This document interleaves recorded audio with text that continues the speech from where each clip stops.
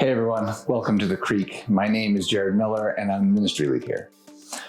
I've been told that you can learn a lot about a person by looking at their calendar and their credit card statement. And while I think that these two give you a pretty good picture of who a person is, I think it actually misses a really key metric, in that it doesn't really tell you who they want to be. Who you are and who you want to be are seldom, if ever, in sync. The future you is by definition a work in progress. It's not here yet. And so while there might be some people who can boast that they've followed their plan exactly, or that they somehow are exactly who they wanted to be, I think that they're such a minority that it's fair to ask if they're any more real than Bigfoot. To get a full 3D picture of not only who we are, but who we are becoming, I think we need to add a third metric into that list. I think we need to add YouTube watch history. Every day, YouTube's more than 2 billion monthly users upload more than 700,000 hours of new content. Some of it better, admittedly, than others, but the result is the same. Whatever you're trying to be, chances are you're going to learn, at least at first, by watching. And in 2020, YouTube is the way most of us learn. If you're trying to be handier around the house, YouTube is absolutely your best friend. If you're working on your car, you YouTube it. If you're looking for a workout, YouTube has those too. And if you want to laugh or learn how to make other people laugh, there's a ton of stand-up on YouTube. If you want to learn how to cook, there are a million different shows and plenty of ways to make that happen. My own personal YouTube watch history is largely a stream of cooking shows from around the world that helped me to achieve my unflinching goal that if I want to be a person who eats great food, I need to learn how to make good food. Which is how I stumbled across one of the weirdest squabbles that I've ever witnessed. But as I watched it and laughed about the awkwardness of it all, and really just how kind of dumb it was, I realized that it might actually contain an amazing teachable moment. Anyway, here's how it all went down. The head chef at the Mythical Kitchen, a YouTube channel dedicated to making and recreating dishes that are either odd or obscure, made a video detailing the creation of a grilled cheese ramen sandwich because the internet is a weird and wonderful place. For some reason, this recipe caught the attention of Gordon Ramsay, arguably the greatest chef alive today, who responded on TikTok, I think tongue-in-cheek, dunking on the whole idea of a ramen grilled cheese as absurd on its face.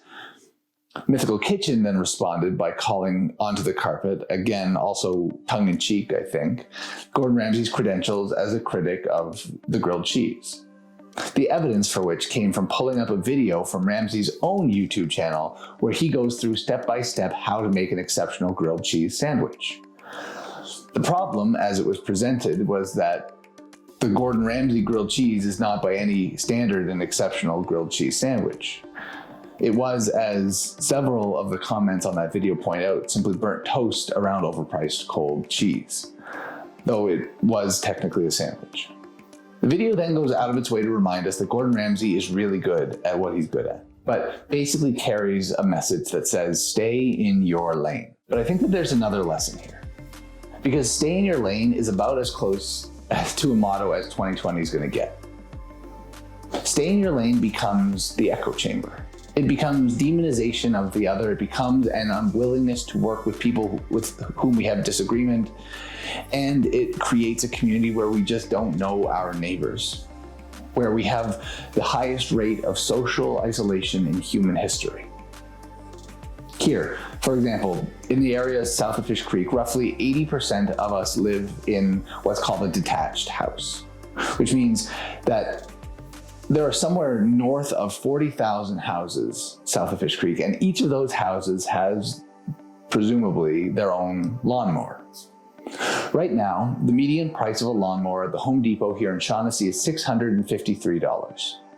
And so, assuming it takes an hour to mow each lawn once per week, and that the growing season is 20 weeks out of the year, and that the average life expectancy of a lawnmower is, at least according to Consumer Reports, conservatively 10 years.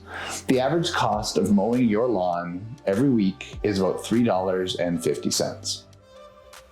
No big deal, right? Less than a Starbucks coffee. But it makes our society much poorer than we realize, because scan out a bit, and it's not just 350. It's 350 times 40,000.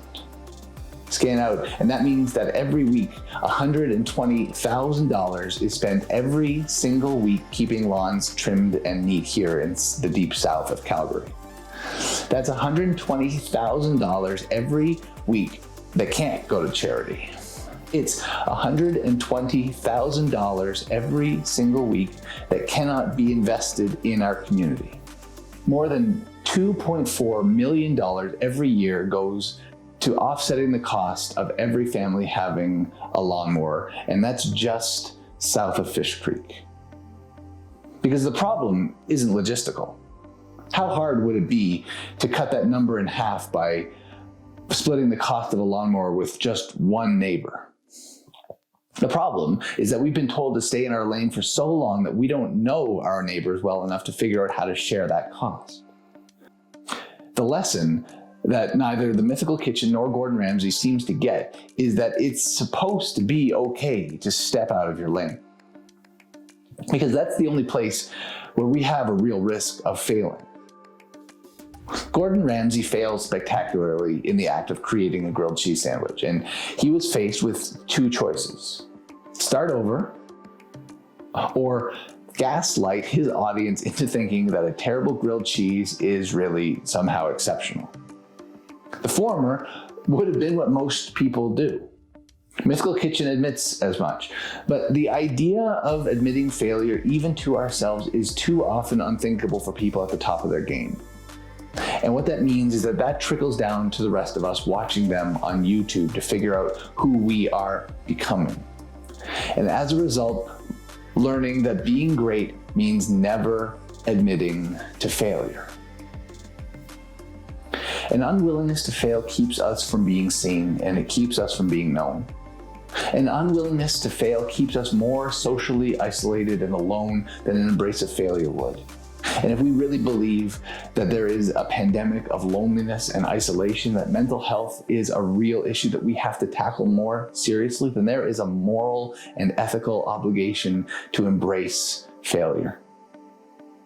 I want to suggest to you today that an embrace of failure might actually be a remedy for all of 2020, that instead of labeling this year just a wide open dumpster fire, shrugging our shoulders and trying our best to move on, if we embrace the failures that this year has brought our way, what might we learn about ourselves and about our community? Because embracing failure actually produces the exact qualities we all know we need more of in 2020. Embracing failure is how we naturally produce humility and empathy and perseverance.